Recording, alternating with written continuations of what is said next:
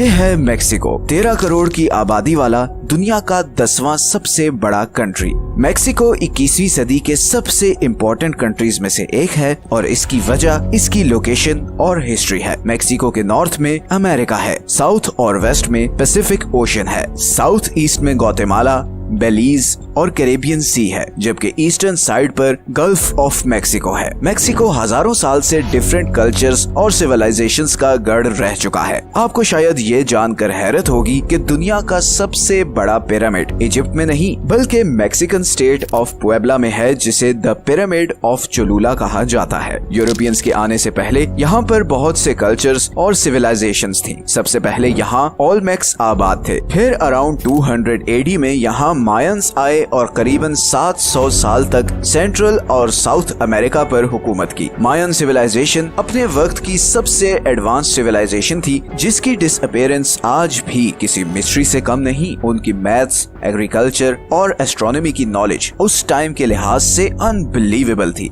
लेकिन फिर 950 AD के अराउंड ये सिविलाइजेशन मिस्टीरियसली खत्म हो गई। फिर 10वीं और 11वीं सदी में टोल्टेक्स आए और फिर उनके बाद 13वीं सदी में यहाँ एज़टेक्स आबाद हुए और फिर 14वीं सदी तक यूरोपियंस के यहाँ आने तक वही सेंट्रल मेक्सिको पर रूल करते रहे। इन हजारों सालों में एक चीज कॉमन रही है और वो है लोगों के रहने का पैटर्न। आज भी मेक्सिको की अराउंड 60% पॉपुलेशन इस पतली सी स्ट्रिप में रहती है, जो कि मेक्सिको के टोटल लैंड एरिया का सिर्फ 18% बनता है। मतलब बाकी करीबन 82% मेक्सिको बिल्कुल खाली है। लेकिन ऐसा क्यों है? हजारों साल से मेक्सिको में इंसान इस छोटे से एरिया में क्यों रहते आए हैं? और एक और बहुत इम्पोर्टेंट क्वेश्चन ये कि फ्यूचर में ऐसा क्या होने जा रहा है जो मेक्सिको को एक इकोनॉमिक जायंट बना सकता है? आइए जानते हैं इन दोनों सवालों के जवाब। सच ये है कि इस वीडियो में मेक्सिको में लोग सिर्फ इस छोटे से एरिया में क्यों रहते हैं, इसकी एक बहुत बड़ी वजह है मेक्सिको की ज्योग्राफी। मेक्सिको की सिर्फ 13% जमीन एग्रीकल्चर के काबिल है। मेक्सिको के नॉर्थ में इस सारे एरिया में खुश्क और गर्म रेगिस्तान है, जहां पर खेती बाड़ी करना और खाना उगाना तकरीबन नामुमकिन है। इसी तरह मेक्सिको के साउथ में इस सारे एरिया में घने जंगल हैं, जहां पर बहुत ज्यादा बारिश होती है। यहाँ पर इंफ्रास्ट्रक्चर बिल्ड करना बहुत मुश्किल है, बिकॉज रोड्स या बिल्डिंग्स बनाने के लिए आपको खुश्क कंक्रीट चाहिए, मगर यहाँ पर बारिश इतनी है कि ये होना प्रैक्टिकली इम्पॉसिबल है। और इसीलिए मेक्सिको के इस 1100 किलोमीटर लंबे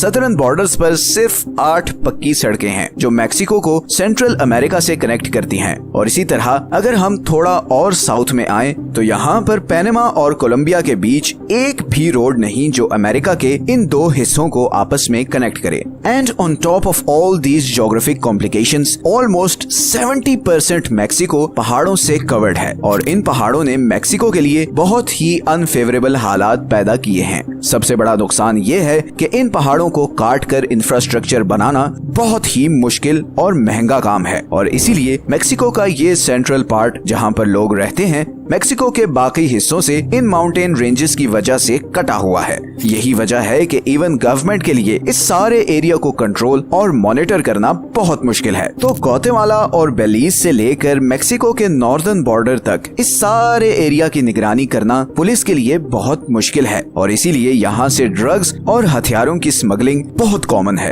एक तरफ ये ड्रग्स सदर्न मेक्सिको से सेंट्रल मेक्सिको में स्मगल होते हैं और फिर यहाँ से ये नॉर्दर्न बॉर्डर के थ्रू अमेरिका स्मगल होते हैं। अब यहाँ पर क्योंकि रेगिस्तान और ऊंचे ऊंचे पहाड़ हैं, तो इस वजह से पुलिस के लिए इस स्मगलिंग को रोकना बहुत ही मुश्किल काम है। सेंट्रल मेक्सिको में ज्यादा पॉपुलेशन होने की एक वजह ये भी है कि पूरे मेक्सिको में ये जमीन सबसे ज्यादा फर्टाइल है। ये सारा एरिया वोल्केनोस से भरा हुआ है और इसीलिए एक बहुत ही इम्पोर्टेंट अनाज जिसे भुट्टा या कॉर्न कहते हैं, हिस्टोरिकली सबसे पहले इधर ही उगाया गया था। ये एरिया एग्रीकल्चर और इरिगेशन के लिए आइडियल है और इसीलिए हजारों साल से सारी सिविलाइजेशंस इधर ही आबाद होती थी। इसी तरह मेक्सिको की इकोनॉमी के लिए सबसे इम्पोर्टेंट शहर वेराक्रूज है। वेराक्रूज मेक्सिको के ईस्टर्न बॉर्डर पर समुद्र से जुड़ा हुआ एक कोस्टल सिटी है। पूरे मेक्सिको की 35% वाटर सप्लाई यहाँ से ही आती है। यही वो पॉइंट है जहाँ से स्पेनिश, अमेरिकन और फ्रेंच आर्मी 16th और 19th सेंचुरी में मेक्सिको में घुसी और उसके कैपिटल मेक्सिको सिटी को कैप्चर किया। मेक्सिको सिटी के आसपास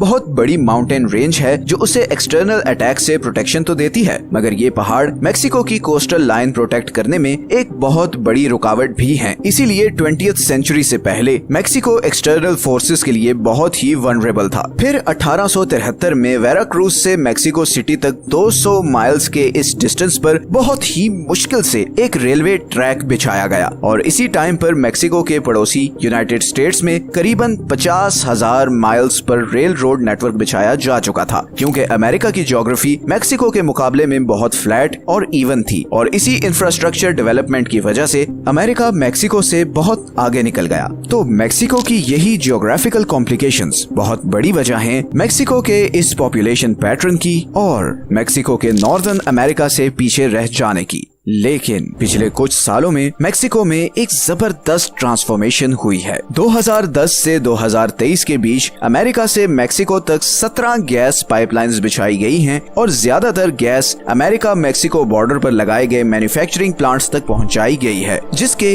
दो फायदे हुए हैं। एक तो सस्ती गैस की वजह से मेक्सिको की मैन्युफैक्चरिंग इंडस्ट्री में बहुत बूस्ट आया है और दूसरा सस्ती लेबर की वजह से ओवरऑल प्रोडक्शन कॉस्ट बहुत कम हो गई है और इसी अपॉर्चुनिटी को भांपते हुए बहुत सी इंटरनेशनल कंपनीज अब मेक्सिको में अपनी मैन्युफैक्चरिंग शिफ्ट कर रही हैं। निसान आज अपने होम कंट्री जापान से कई ज्यादा गाड़ियां मेक्सिको में मैन्युफैक्चर करती है। मेक्सिको आज दुनिया का 5वां सबसे बड़ा गाड़ियां एक्सपोर्ट करने वाला कंट्री है। इसी तरह 2019 में मेक्सिको कनाडा और चाइना को पीछे छोड़कर यूनाइटेड स्टेट्स का सबसे बड़ा ट्रेडिंग पार्टनर बन गया।